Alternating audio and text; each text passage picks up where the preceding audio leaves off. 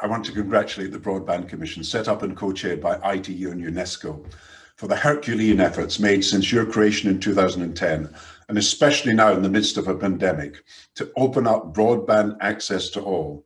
And I want to start by praising the leadership of President Kagame and Carlos Slim, and applauding UNICEF and ITU's GIGA initiative, and in particular the work of Henrietta Fore, to connect over 800,000 schools in some of the most hard-to-reach places in 130 countries, work now underway that will be truly transformative. But you know how much more needs to be done. And in returning to address this commission I first spoke to at its outset, I want this time to speak about the scale of the children's emergency that the pandemic has exposed in a world already divided between rich and poor children.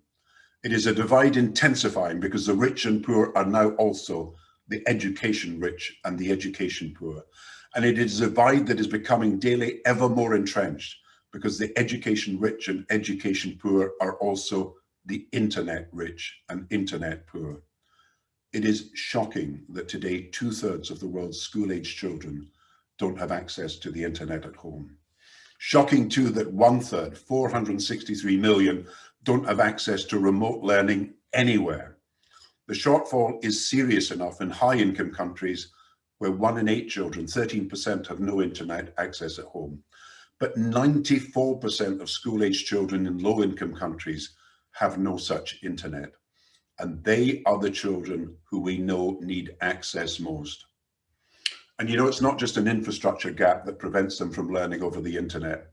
It's a content gap, for content must be developed, curated and localized to meet each country's needs.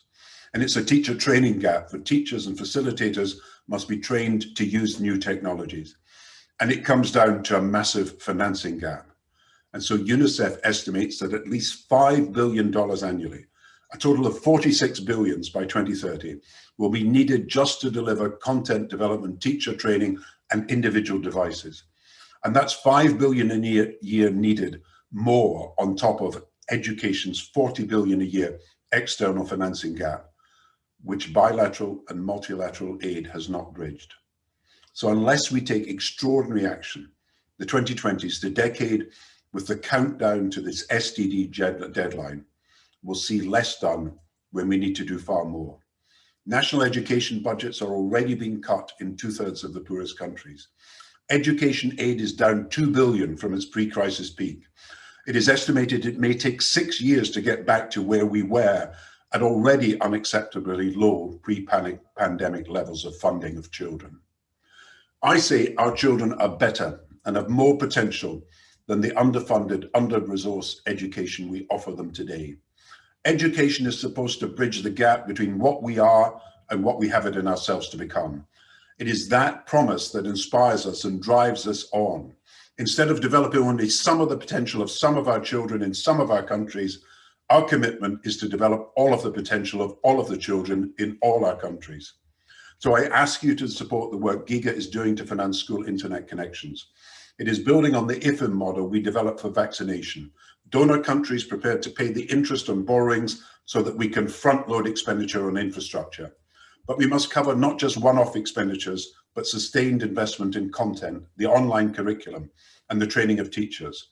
So I ask you also to look seriously at IFID, the International Finance Facility for Education. Using guarantees from donors, IFID can leverage up their contributions so that for every 1 billion in guarantees and far less in grants, we can deliver nearly 5 billion in extra resources.